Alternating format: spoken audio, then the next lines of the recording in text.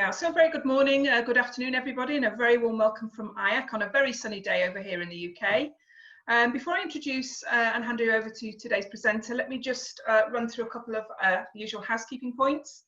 For those who've not joined a session before, and there are a few of you, you will notice that we've put you all on mute.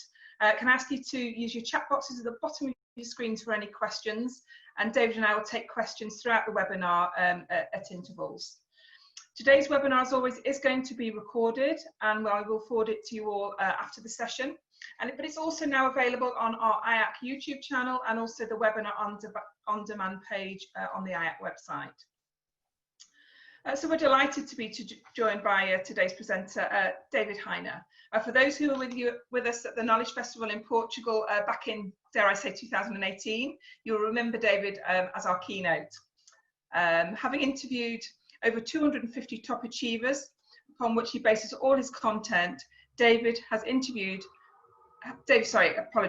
presented live to well over 1 million people in the last 20 years. So please welcome today's presenter, David Heiner, with today's topic, bounce back ability. Thank you, David. Thank you very much, Kate, and welcome to all of you on this afternoon or this morning's webinar, depending where you are in the world. Thank you for that wonderful and, I might add, accurate introduction. Very rarely do I get introduced correctly, so thank you so much. Yes, I know what most of you are thinking. You're thinking it's the human incarnation of Kung Fu Panda delivering a webinar to you. I assure you that this does not do Pilates, it does lattes aplenty. I've had the privilege of being a researcher, interviewing 250 top achievers for the specific purpose and originally of understanding how they think and behave on the subject of goal setting and personal effectiveness.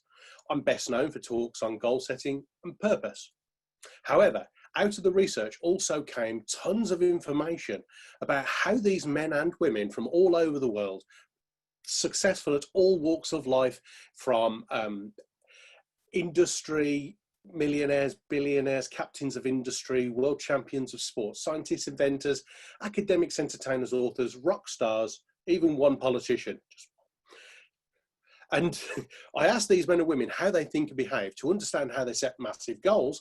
But in addition to the goal setting and the purpose stuff, pouring out the research came how they remain so full of energy, how they manage their stress and anxieties, and seemingly they don't seem to have the same level of negative impact on them that it does the rest of us human beings. So over the last 20 years, one of the courses we created was around stress prevention and well-being. Now, I'm going to share some bits on this webinar with you around well-being. Bounce back ability is the title of the course, and that's because I'm going to mix it with some bang up to date studies I've been doing in the last 6 months during the COVID crisis. You see, my work, having presented to 1 million people, is split between two main bodies. And the main body that I'm passionate and obsessed about is working with young people, young adults in education. And then the other half is chief executives and business owners and business leaders. And I'll speak at big conferences, but also chief exec groups. And I've been doing loads, and I mean loads of virtual chief exec forums, talks, workshops, and I've been asking them questions to help me understand what their biggest concerns are. And I'm going to make an assumption that many of you hold senior leadership roles, or indeed are business leaders or business owners or directors or chief execs. If that is the case, we are facing a leadership, let's just say, challenge never seen before in history. And everybody will be looking to you for clear-cut decisions, strengthening character, and to make just clarity on your decisions. There are three things that all of us can do, no matter where I rank in the business. Three things that I've found from these business leaders that the teams are going to be looking for in you. As your teams and customers come back into your workplace, they're going to be looking to you for leadership and decisions, facing this challenge never seen before. So here are the three things. Number one, they will look for empathy. This has had a profound impact on three main groups of people. And I'm only giving demographic, please don't shoot the messenger here. Number one, young adults. Number two, middle-aged men. And number 3, late middle-aged women. These 3 groups of people have had a huge impact of emotional wobbles over a period of the last 6 months. And they're going to be looking, dying to come back for work or terrified of coming back to work.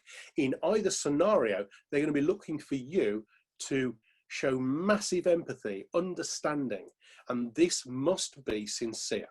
If for any reason you don't feel like you can be sincere in showing that empathy and concern, please don't do it. Get somebody else to do it.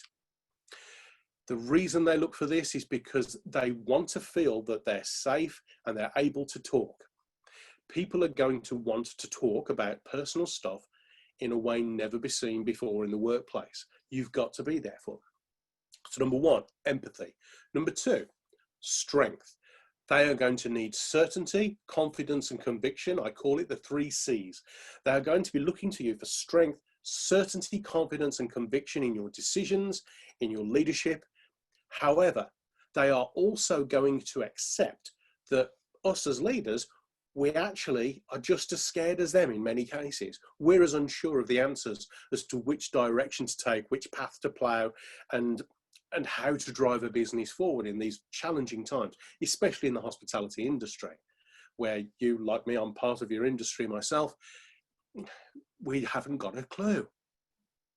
And yet we've still got to make massive decisions in the workplace that directly affect our supply chain, our customer base, and our teams. So you've got to be strong and certain in your decisions, but say to them, look, be honest and say, I also am not 100% certain about the way forward, but planting a flag in the ground, this is the way my research suggests we ought to be going. I need you to come with me. Are you with me? Now is a time for rallying the troops, for want of a better metaphor, and getting a flag for everyone to rally behind to push your decisions and your business forward. So they're looking for strength, they're looking for certainty in decision making, and now is a time for you to make a massive change if you need to in your workplace. Why do I say that? Because normally, most human beings, especially in the English-speaking world, they tend to be, in Europe, North America especially, we tend to be a little bit unsure when it comes to change. We don't like massive change. And yet in the last 6 months, would you agree, all of us have had so much change that if right now you were to make another huge change, it would be like putting a pipette of blue food colouring in an ocean. Whereas perhaps 6 months ago or in 12 months' time, it would be like putting a pipette of blue food colouring in your bath. You're going to notice it, it's going to have an impact. Right now is the time to make a huge, bold decision. Maybe it's a positive decision you've got to make or a challenging decision you've got to make in the workplace. Now is the time to do it. Now is the time where you can convince people this is why we're having to make these decisions. And this is critical to both empathy and strength, the first two of the 3 I'm talking about. So now is a time to make massive decisions. Now is a time to drive massive change, but it's critical that you tell them why. Please do not be an aloof leader. Let me link into the 3rd thing. Let me tell you what I mean by that. So the first is empathy, the second is strength, the 3rd thing is visible. You must be visible as a leader. I am sure you don't do this, but I have seen, I've worked with, and I'm ashamed to say when I first started as a manager in the catering and hospitality industry, I too, myself, was guilty of when it was hitting the fan outside, me hiding in the office a little bit. I've got work to do, emails to send, meetings to have, calls to make. Now is a time not for that. Now is a time for you to be visible, out there, rolling up your sleeves, standing alongside, working with those, especially those who you see as either being uber confident or uber vulnerable. Why? Because actually the uber confident, they're putting on a show right now, and the uber vulnerable, they're going to need a lift up. So be visible, be out there on the shop floor, driving your team. They will respond in most cases. So strength, empathy, visibility. 3 things leaders should be doing coming out of this crisis. whenever that is. Now, let's talk into some strategies that you can use day to day, because I'm all about practical application. As a presenter and as a speaker and facilitator, you're looking at someone, I might seem a little extrovert, a little over the top, a little out there, but actually I'm not massive on applause, I'm massive on impact. I don't want you to necessarily go, oh, well done, David, at the end of this. What I'm looking for is 3 months from now, you drop me an email and say, Dave, this is what I've done, because I'm all about the impact. That's how I want to be measured. And I hope as a leader, that's how you want to be measured. So I'm going to share with you some of the things that top achievers have taught me over the last 22 years in my research, 20 years facilitating, that have really helped them take control of themselves in an emotional, physical, and mental state, enabling them to bounce back more quickly than the rest of us. That's why this session's called Bounce Back Ability. Before I do that, I want to have a bit of fun with you. You see, assumptions can drive us forward if they're right, but seriously hold us back if they're wrong. Those who on the call who did see me in Portugal, you'll know the kind of exercise we're doing. Some of you will have seen it before. Very old school, eh? Some people use slides. I do use slides, but today I've gone old school. I'm using a flip chart. Do you remember those? Under the stairs, dust them off. Yeah? Right. I'm going to tell you just 3 things about me. Let's see how good or bad you are in the hospitality industry at making assumptions. I'm going to tell you 3 things. 1 of these things will be a lie, and 2 of them will be true. I'm not going to trick you by having done all of them or none of them. 2 of them will be true. 1 of them will be a lie. I'll explain what they are and what they mean, and then you can make an assumption. Now, for this to happen, I will ask you to very quickly post in the chat box which one of the 3 you think is the lie, number 1, number 2, and number 3. So let me explain what they mean, and you need to try and find which one of the 3 is the lie. Here's the good news. According to Professor Adrian Fernham, Europe's leading business psychologist by any measurement, Kate, that man is so clever that if we stand next to him, we get clever through osmosis. And he says that half of you need to get this right for you to be average at guessing. Now, there's about 17, 18 of you on the call at the moment. So, you know, we need really at least 8 or 9 of you to get this right for you to be average at guessing. So, is the lie number 1? I can play boogie woogie on the piano to a high standard. Is the lie number 2? During lockdown, I taught myself how to play the ukulele. Or is the lie number 3? In junior school, I played the trumpet in the school orchestra.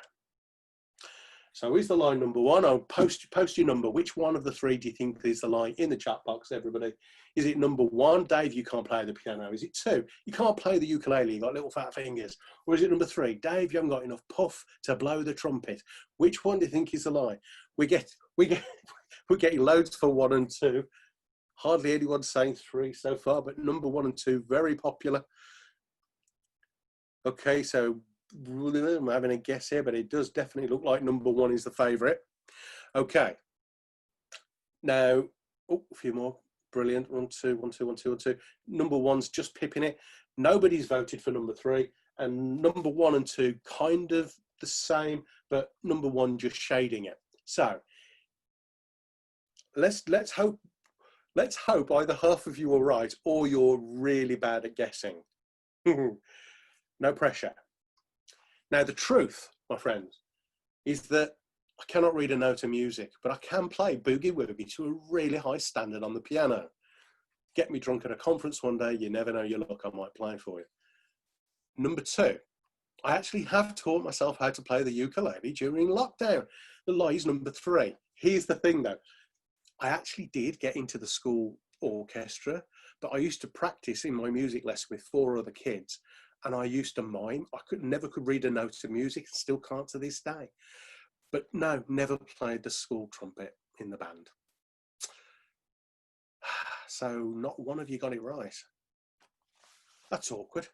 Because if there's 17 of you on the call, what if, hypothetically, just semantics here, what if for every 17 major decisions you make about yourself, your ability to bounce back, your resilience, your well-being, every assumption you make is wrong? I know that's not going to happen, but what if? All we need to do is find new ways of thinking and behaving. This is what top achievers do. They find new ways of thinking and behaving that solves the problem or prevents the problem in the first place. Notice what I said. Back at the beginning of the show, I said, I teach stress prevention, not stress management. So many top achievers, when I said, how do you manage your stress? Said, I don't, I prevent it. Why on earth would you want to manage stress if you can prevent it in the first place? So I'm going to give you some strategies, and I'm still shocked not one of you got it right, but let's have a look. Now, for those who aren't trekking, hey, some of you are out trekking at the moment, that's awesome, but for those who aren't out walking and can grab a pen and a paper, can I ask you please on a piece of paper to write CSA, and I'd love you to post in the chat box if you can answer any of these. In any stressful situation, any situation at all where your insecurities, your anxieties are bubbling up and you feel stressed, these three things can crop up. Either one of them, two of them, or all three, and it's different for all of us in different situations. So there's no right or wrong here. Everything is individual to you. So let me tell you the sentence, and then I'll ask you to write in the chat box if you think you can name either of these three words. This work has been taught to me by several top achievers on the subject of well-being and stress management and emotional intelligence. A guy called Sanjay Shah, one of the most prolific human beings on the planet on the subject of emotional intelligence. And they suggested that all of our insecurities and stresses and anxieties tend to be caused by just one, two, or three things. And in every stressful situation, we either desire more or fear a lack of these three things. So have a think about the question and see if you can post in the chat box what you think the C, the S, or the A might stand for. In any stressful situation, we desire more of these things or fear a lack of these three things. So what might the C stand for and what might the S stand for? Kate, good call, communication, but no, not quite right. No cigar for Kate. I'm sure you don't smoke cigars, Kate, but so what might the C, the S, and the A actually stand for? Cindy, anxiety. No, we don't often desire more anxiety. So we either desire more of these things or fear a lack of them. Just to be clear, we either desire more or fear a lack of. Lynn, good guess, confident. Stephanie, bang on the money. Nancy, close call. Control is the first one. So in any situation where stress or anxiety is cropping up, C is control. We desire more or fear a lack of control. So what about the S, guys? What do you reckon to the S? Safety. Very close, Nancy. Very close. Very close to safety. What else we got? Stability, security. Maria, bang on the money, Maria. Security, control and security. And what's the A word? What's the A word? I see we've got a predominance of women on the call, and normally you're far more emotionally intelligent than men. So I'm really hopeful that you'll get this one. So no pressure, ladies. What's the A? We desire more or fear a lack of control, security, and or what? Have a go. What might the A stand for? We desire more or fear a lack of. Action.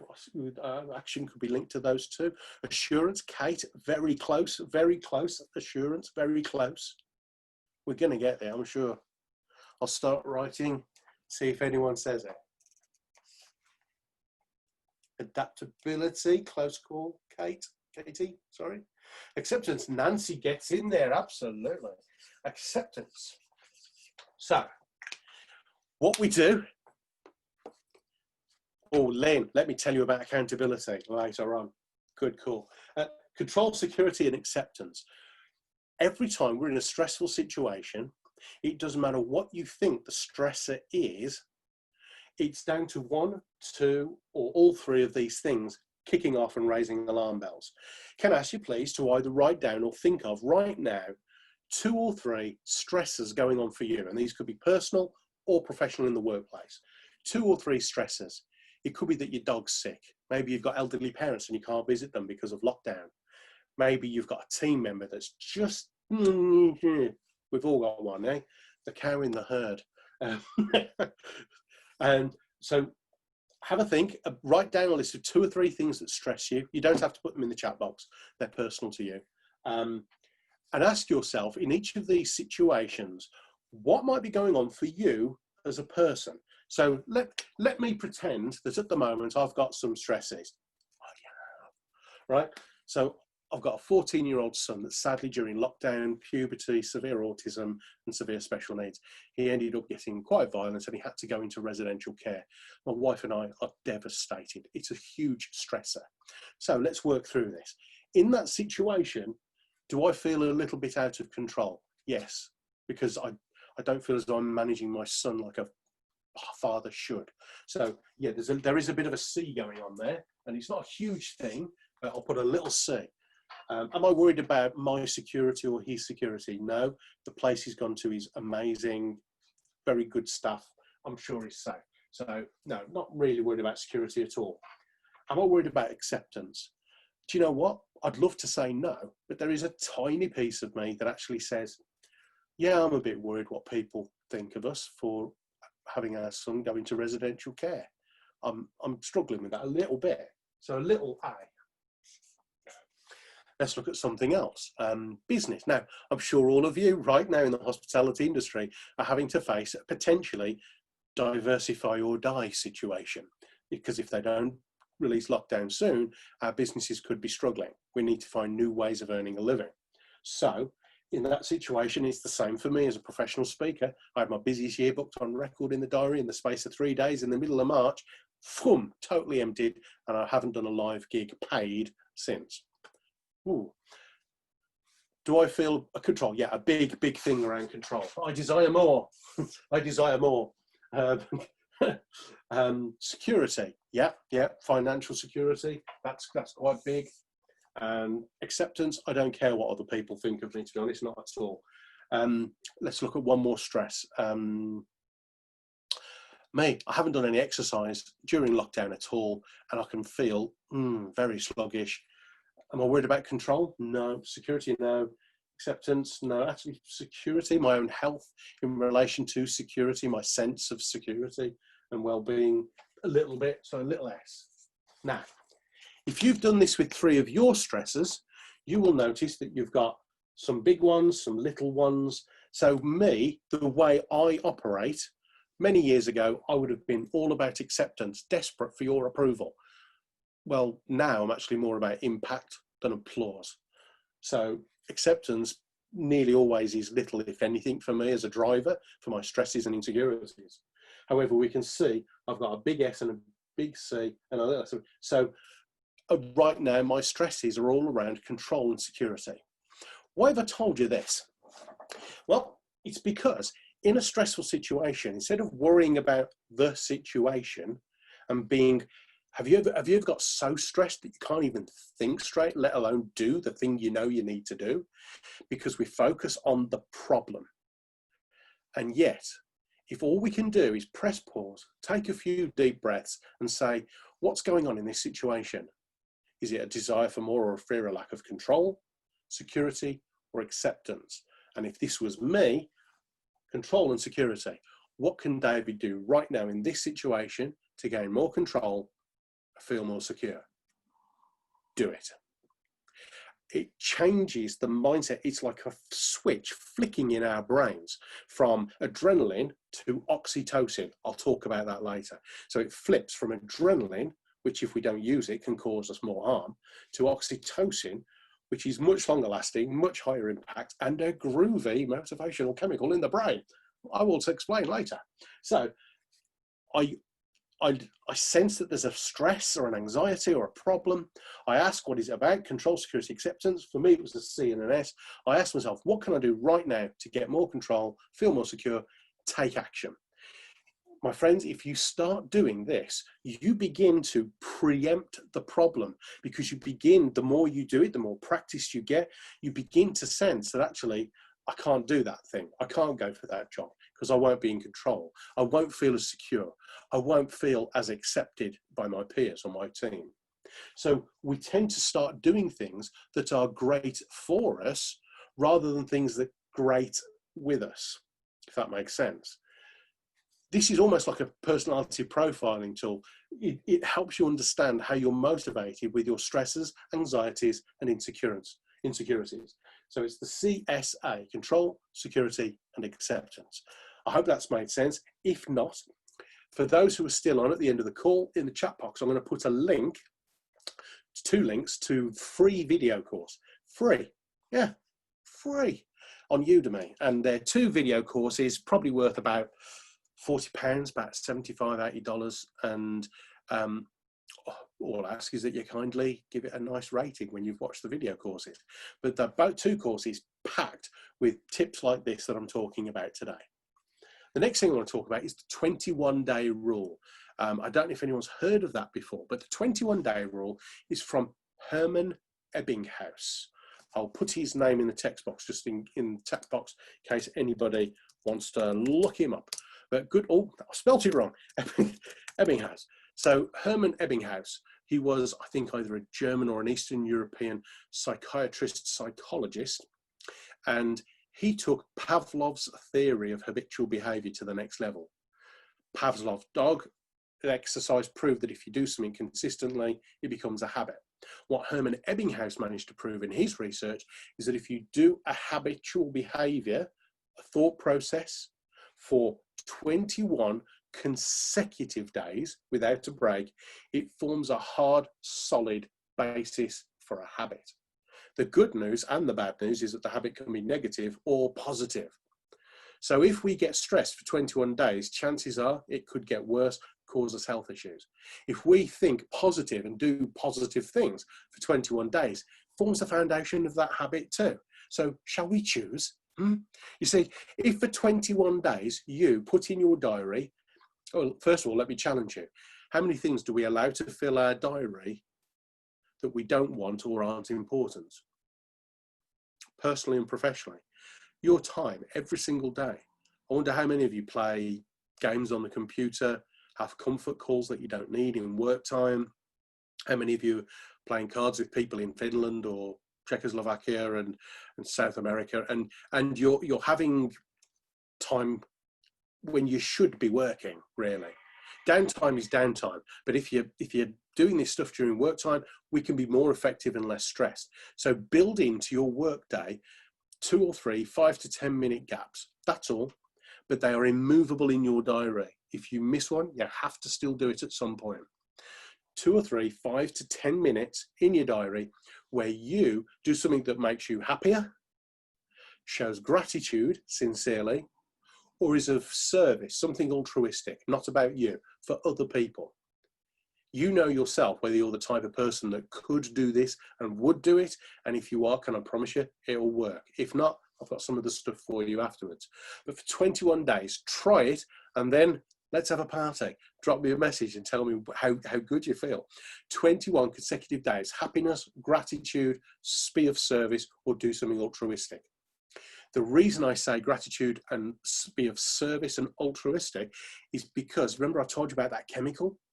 Here we go. When we get really stressed or mega excited and aroused, be it in a happy or other means, the body releases adrenaline.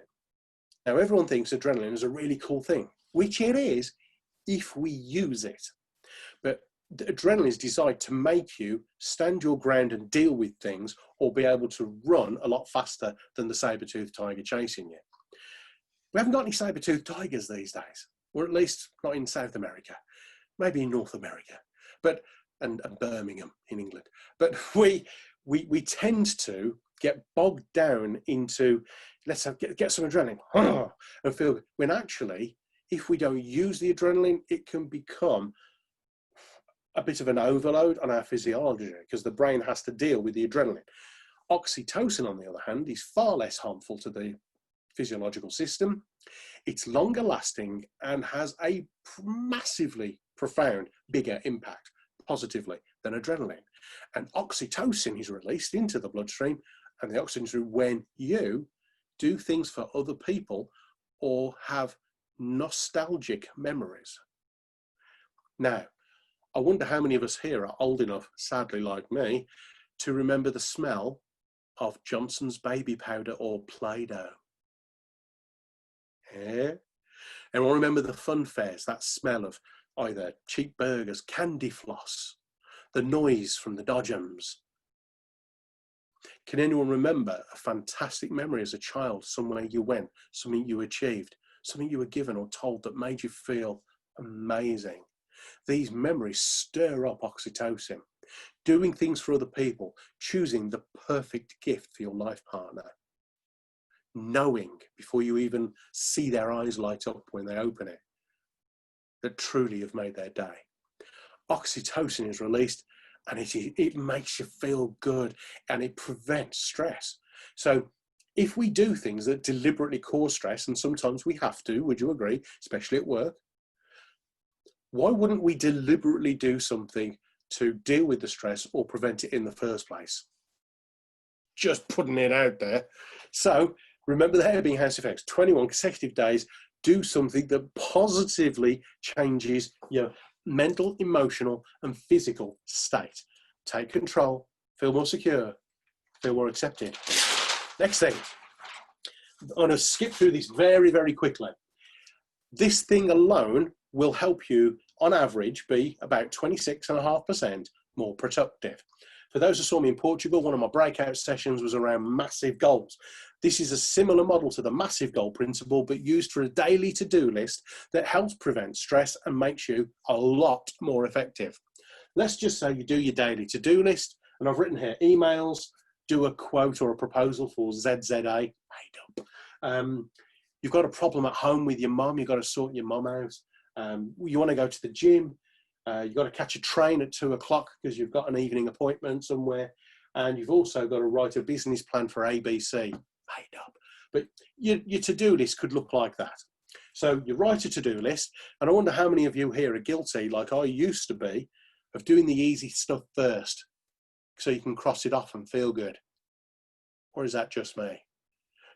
And then at the end of the day, when your time, energy, motivation, and resource is at its least, you've got the sprouts left to eat. Or is that just me? So what we do is we prioritize them. Excuse me, turning my back to the side. I'm prioritizing them in order of importance with the day ahead. So I could get up early and go to the gym. I could visit or call my mum on the way home, sort her out. As soon as I get into work, instead of sitting down and getting sucked into the oblivion that is the email inbox, how about instead I smash that quote out because the client is waiting for it. I know it's a lot of work, but typically, would you agree, we can be tempted to do the comfort tasks, smash out the thing that's been putting off. Then get on the train at 2 o'clock. Whilst you're on the train, you could always do your emails. And then when you get to the hotel at night after your meeting, you could always do the business plan. So I prioritize the list. Then what we do is we populate a pyramid, and it doesn't matter how many blocks, as long as you've got twice as many blocks as you have things on your list. That way, if something else crops up, you just populate an empty box. And if, by the way, if anyone's got any questions about anything we're doing, I'm going to have a 5 minutes Q&A in very shortly.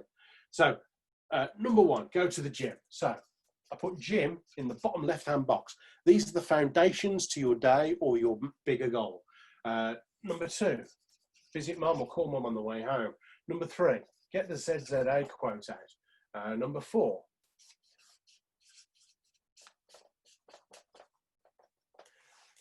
that's a train, honestly.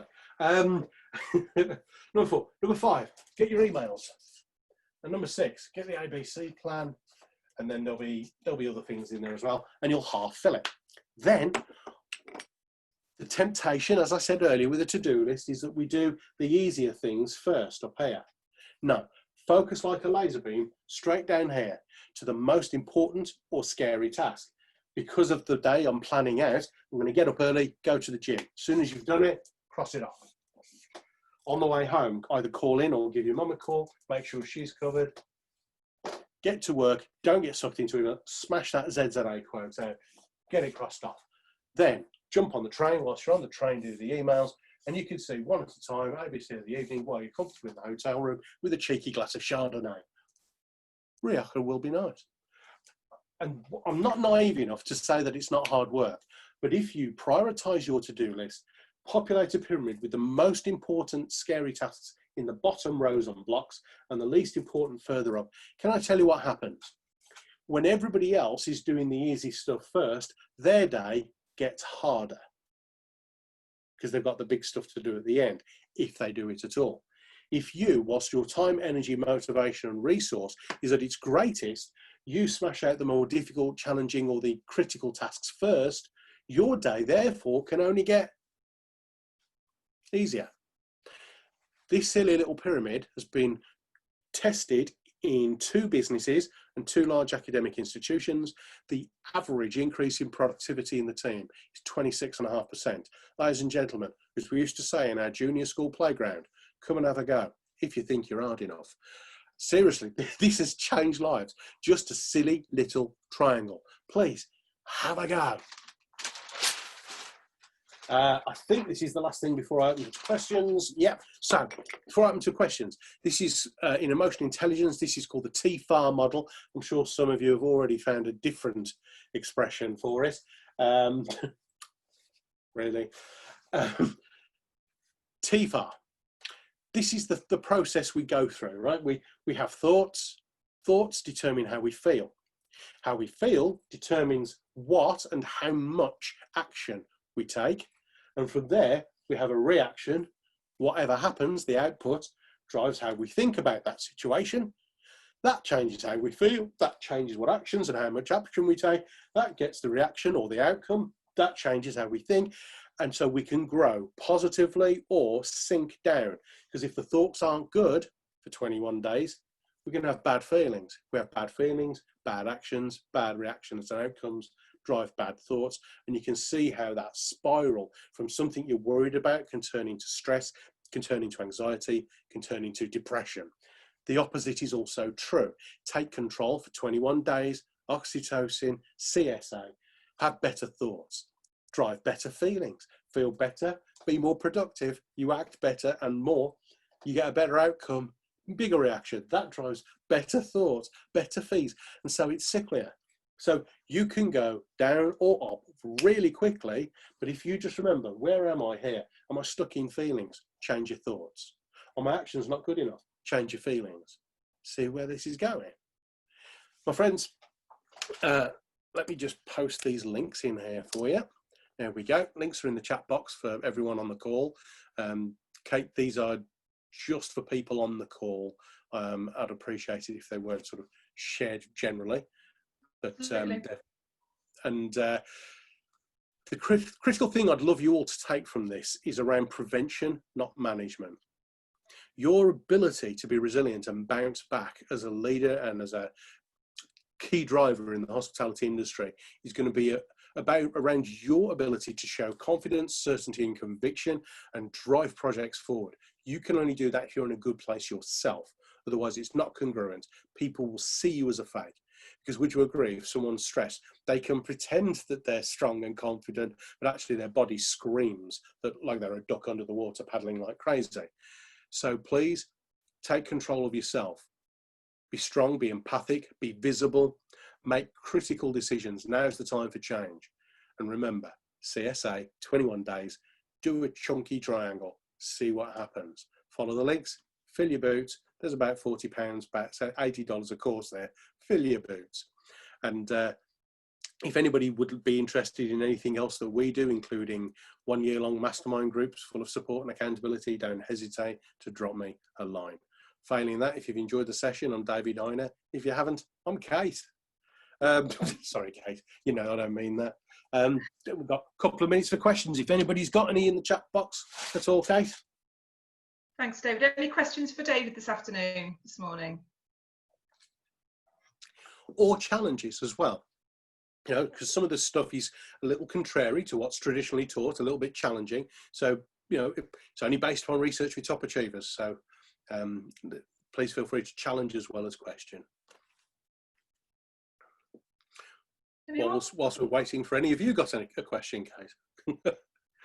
I haven't. What I would say to everybody is obviously we have recorded the session. So after the session, if you think of anything or you'd rather do it in person with David, I can connect you with David after the webinar, so we can also deal with it that way. Certainly. No, I think we're good, David. If I can say thank you as always for your time and your insights. Fun as always. Everybody, our next session is with Master Connection Associates, the lovely Cindy Novotny, on the 24th of September. So please check out the website for details of that session and also to register. And that all, I wish you all a very happy day, rest of your day, and all take care. Thanks a million. Thanks, David. Pleasure.